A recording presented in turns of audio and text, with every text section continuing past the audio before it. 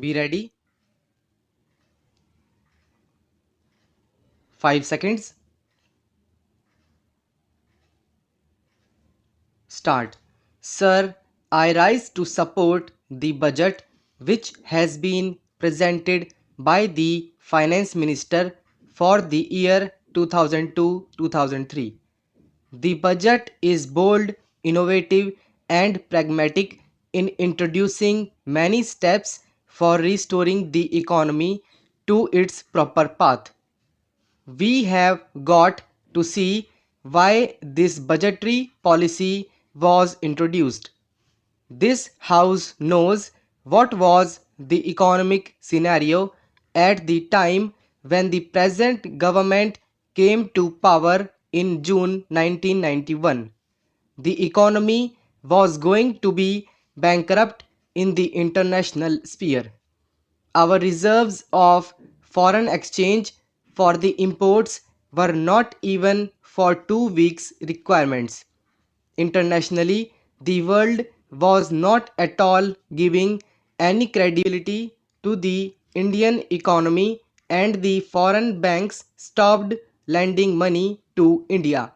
The NRIs were withdrawing their deposits because they had lost confidence in the Indian economy. That was the position which was being brought about by the 18 months rule, and in 11 months the government of the National Front had brought the economy to such a position that the inflation in the country reached its high water mark in July 1997 at 16%. The government have to face this impending crisis because if the international banks and institutions stop supplying funds to India, what will be our position, our credibility before the world? Faced with this situation, the government took the bold step of devaluation and took certain important immediate measures for restoring the economic strength and vitality of our country. The result is that the present position is that the foreign exchange reserves of our country have increased to rupees 12,000 crores. We are not too dependent upon charity now because we have our own strength of our foreign exchange reserves. The inflation is arrested, it cannot be reduced overnight. Economic reforms cannot be made by the magic wand of only the finance minister. The budgetary policy only can create certain conditions to which economy has to respond, and the response cannot be made like the Aladdin's lamp overnight, and hence we have got to wait for the results of the policy which has been introduced by the finance minister. We have to see today what are the objectives that the government had in view for introducing the various measures, some of which are really innovative and beneficial to our economy. The objective before the government was to tide over the crisis in the balance of payments position, and at the same time to control the inflation in the country. The twin objectives were achieved by the government by introducing our new industrial policy, monetary policy, trade policy, and fiscal policy as well.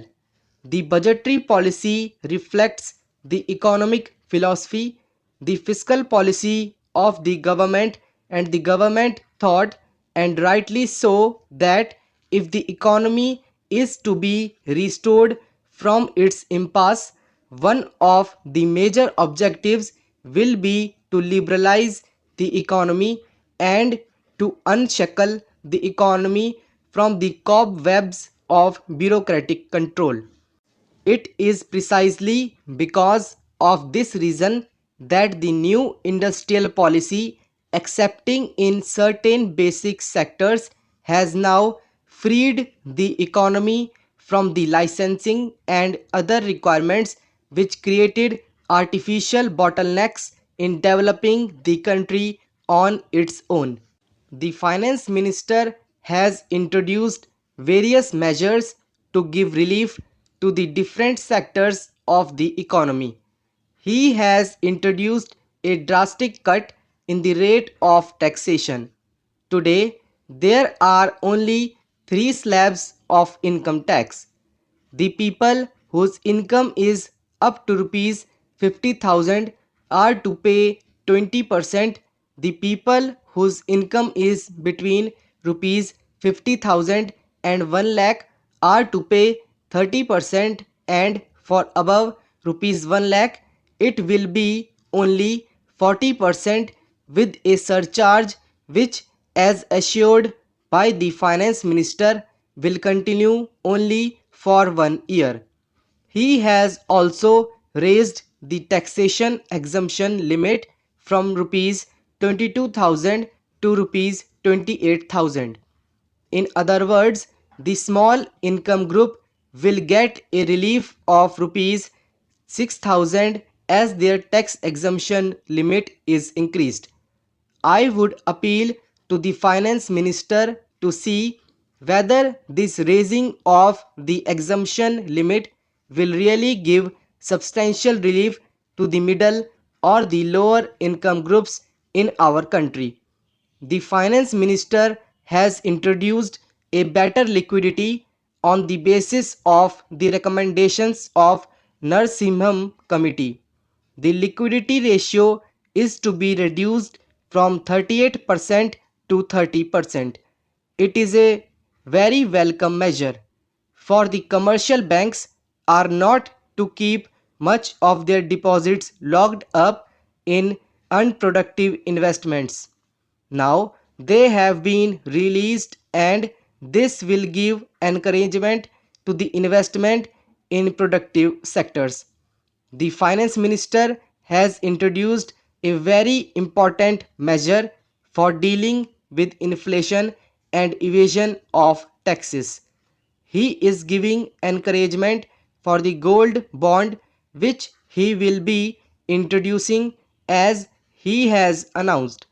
As a result of this, unnecessary locking up of gold for non productive purposes will be done away with.